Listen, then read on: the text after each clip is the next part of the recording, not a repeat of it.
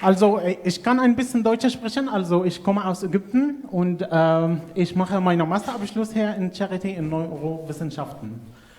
Okay, so today I'm going to tell you a story. This story of each and every creature have ever habitated this earth.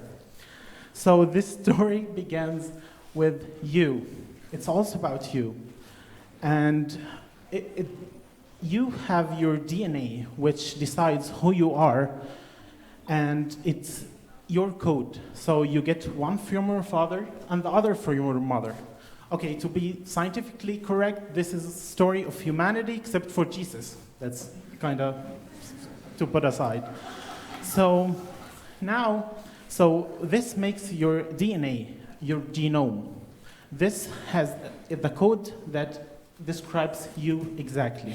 So did you know before that there's something controls your code, controls your DNA?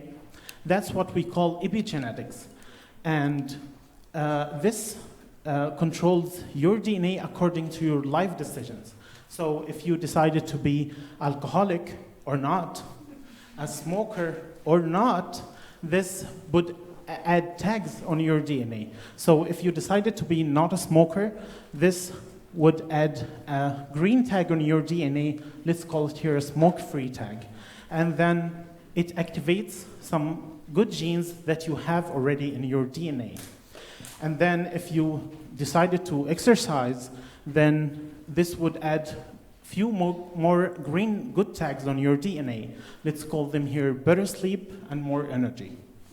And those also activate some good genes that you have.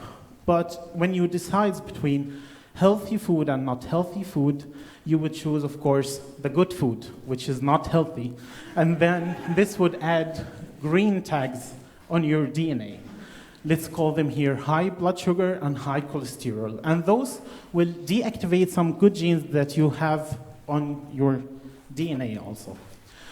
So let's imagine that you're written in both pen and a pencil. What's written in pen is the stuff that you can change, like your height, your eye color, your shoe size, or your hand size also. I know someone that really wants to change his hand size. Yeah. No matter how many times he would say huge, it doesn't change.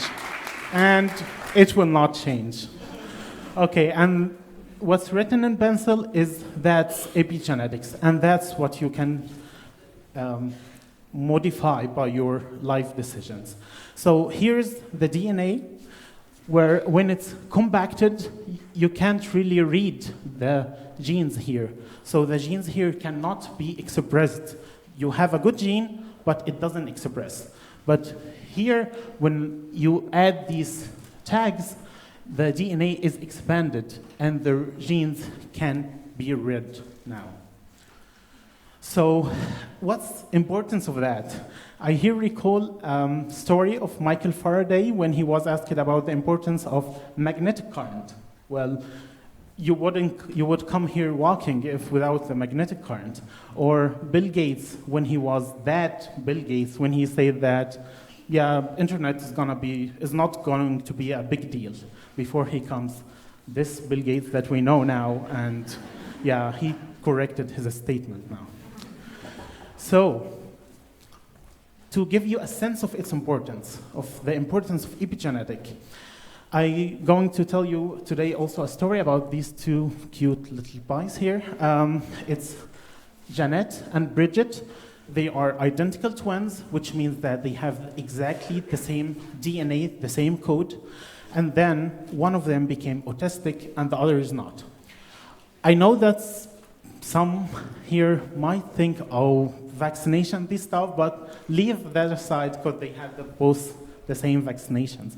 So scientists actually think that this is a pure interesting case of how epigenetics and environmental factors affect our DNA. Also, the other, and yeah, I'm sorry, before I leave that, BBC did a great documentary on this. I would advise everyone to watch it. It has a bit creepy name. It's named The Ghost in Your Genes, but it's amazing.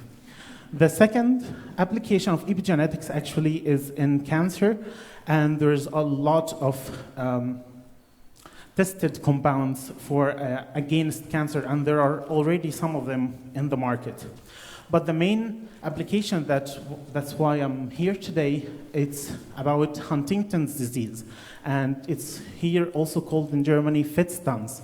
So I want to know how many people know here about Huntington's disease. Can you show us your hands? Okay, more than I would expect it. Okay, it's a rare disease. It's a hereditary. But although it's a rare disease, there are more than 2.27 million people dies every year because of that disease. It's so devastating, as one of the patients described it, living with the most devastating illness known to humanity, because since it's hereditary, your father, like someone's father or mother, should have it, and you see the stages that they have been through. So the most important thing about Huntington's disease in its mechanism that there is a lot of genes, vital genes for the healthy of the brain, it doesn't express. So what I'm trying to do in my master's project is that I'm testing epigenetic compounds. And my friend here said that medication is not optimal. We're trying to make it optimal as much as I can, as much as we can. So I'm trying in my master's project to test different epigenetic compounds to try to increase the expression of the vital genes that are needed for the brain healthy.